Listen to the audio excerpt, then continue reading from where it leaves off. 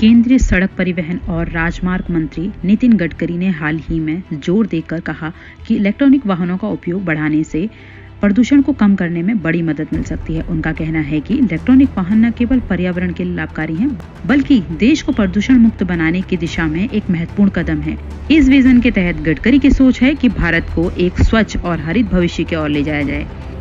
इस दिशा में रमेश बिधूड़ी भी एक प्रमुख भूमिका निभा रहे हैं। भले ही भाजपा ने उन्हें चुनाव में नहीं उतारा, फिर भी उनकी लोकप्रियता में कोई कमी नहीं आई है। जनता के बीच उनका प्रभाव लगातार बढ़ रहा है और वे एक स्टार पर्सनैलिटी के रूप में उभर कर सामने आए हैं।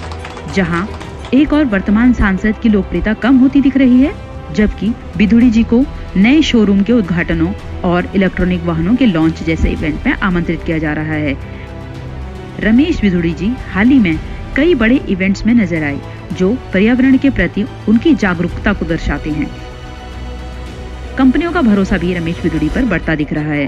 हाल ही में उन्होंने ओखला फेज 2 में ओमेगा की मोबिलिटी के एक नए इलेक्ट्रॉनिक ऑटो और स्कूटर शोरूम का उद्घाटन किया। इसके अलावा मालवीय नगर में AAA व्हीकल लिमिटेड द्वारा लॉन्च किए गए मारुति सुजुकी के इलेक्ट्रॉनिक स्विफ्ट डिजायर में भी वे मुख्य अतिथि के रूप में मौजूद रहे। यह उनकी लोकप्रियता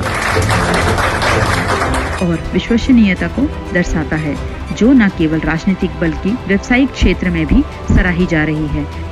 कंपनी और आम जनता भी बिधूड़ी जी पर भरोसा दिखा रही हैं। उनके ये इवेंट न केवल इलेक्ट्रॉनिक वाहनों के प्रति जागरूकता फैलाने में सहायक है, बल्कि नितिन गडकरी के प्रदूषण मुक्त भारत के सपने को भी एक नई दिशा दे रहे हैं। इस तरह रमेश बिधूड़ी ने न केवल राजनीति में बल्कि पर्यावरण और व्यावसायिक क्षेत्र दोनों में ही अपनी प्रभावशाली स्थिति से एक सकारात्मक संदेश दे रहे हैं।